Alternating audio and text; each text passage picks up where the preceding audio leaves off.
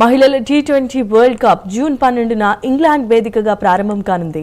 ఈమెగా టోర్నీకి భారత మహిళల జట్టును సెలెక్టర్లు ప్రకటించారు. కెప్టెన్గా హర్మన్ ప్రీత్ కౌర్, వైస్ కెప్టెన్గా స్మృతి మంధాన వ్యవహరిస్తారు.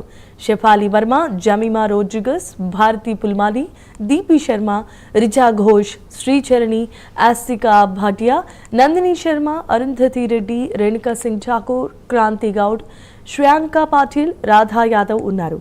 అమితా శర్మ నేతృత్వంలో సెలక్షన్ కమిటీ ముంబైలో సమావేశమైంది. ఈ సమావేశంలో బీసీసీఐ కార్యదర్శి దేవ్జిత్ సైకియా, ప్రధాన కోచ్ అమోల్ మంజుందర్, కెప్టెన్ హర్మన్ ప్రీత్ పాల్గొంటారు. ఆ తర్వాత టీ20 జట్టును ప్రకటించారు. కారణంగా అమన్ జ్యోతి కౌర్ జట్టుకు దూరంగా ఉన్నారు. మిడిల్ ఆర్డర్ అమన్ జ్యోతి ప్లేస్లో భారతి పుల్మాలిని ఎంపిక చేశారు.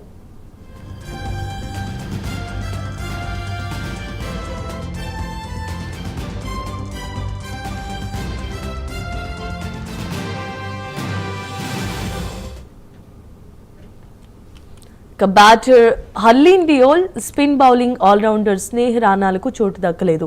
టీ20 వరల్డ్ కప్లో మొత్తం 12 జట్టు పాల్గొంటాయి. గ్రూప్ ఏలో భారత్ ఉంది. లీగ్లో తొలి మ్యాచ్ జూన్ 14న పాకిస్తాన్తో టీమిండియా ఆడబోతోంది.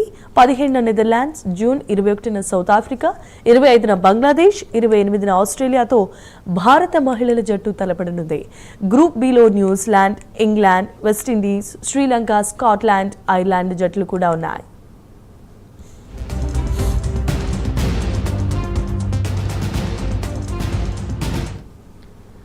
జూన్ 30న తొలి సెమీస్ జరగబోతోంది.